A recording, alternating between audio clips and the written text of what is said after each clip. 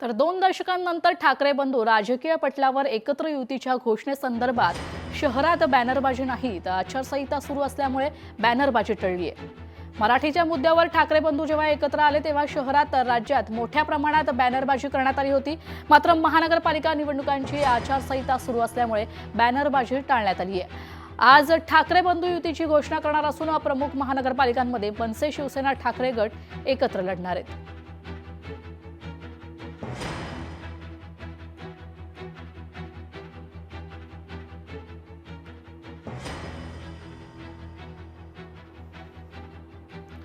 2 दशकांनंतर ठाकरे बंधू राजकीय पटलावर एकत्र येत आहेत। ठाकरे यांचे मामा चंद्रकांत वैद्य खरं तर पहिल्या दिवसापासूनच हे दोन बंधू एकत्र यावे यासाठी प्रयत्न करत होते।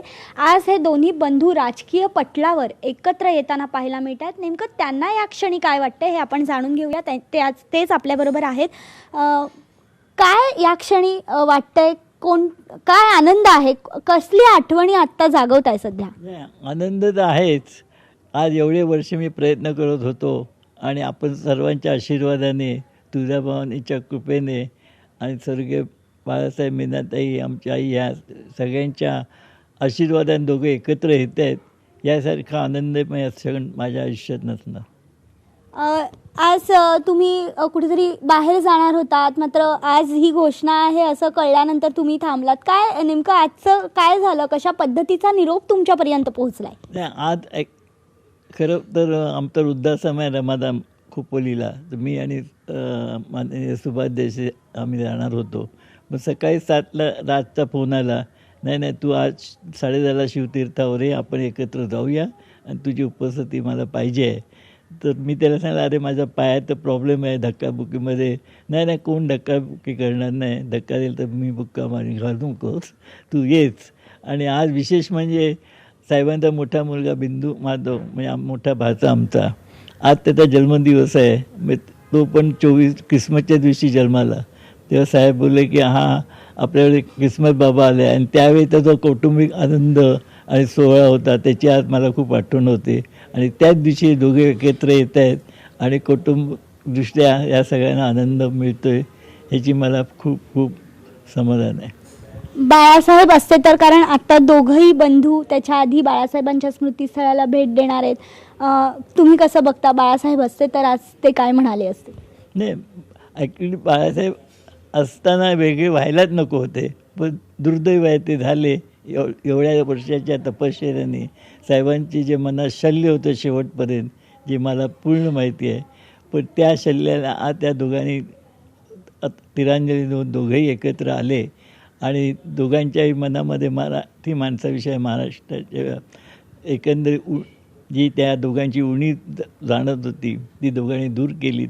ह्याच्यात मला आणि खूप आनंद आहे आणि नक्कीच साहेबांना सुद्धा या गोष्टीचं समाधान झालं। मामा सदैव आशीर्वाद देणार दोन्ही भाच्यांना, तो तर असतोच, पण कशा पद्धतीने देणार?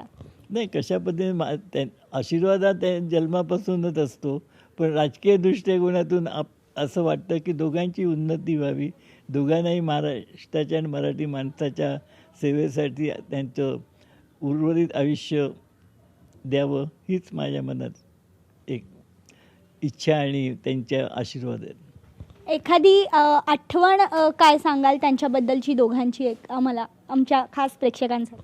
नाही, आठवण बरीच आहेत। मी आता पुस्तक लिहितं त्याच्या सगळ्याच आठवणीत आहे, आणि ते पुस्तक लिहिताना मी ठरवलं होतं ज्या दिवशी ते एकत्र येतील तेव्हाच ते प्रकाशित मी करणार होतो। आता त्या गोष्टीला मी पुढे चालना देऊन ते लवकरच प्रकाशित होईल। त्याच्यात बऱ्याच आठवणी आहेत की ज्या मराठी माणसाला, महाराष्ट्राच्या लोकांना हे दोघे आणि ठाकरे आणि वैद्य कुटुंब कसे होते याची पूर्ण जाणीव येते। अनेक वर्ष तुम्ही प्रयत्न करताय, आज कुठेतरी सफलता मिळाली असं वाटतंय?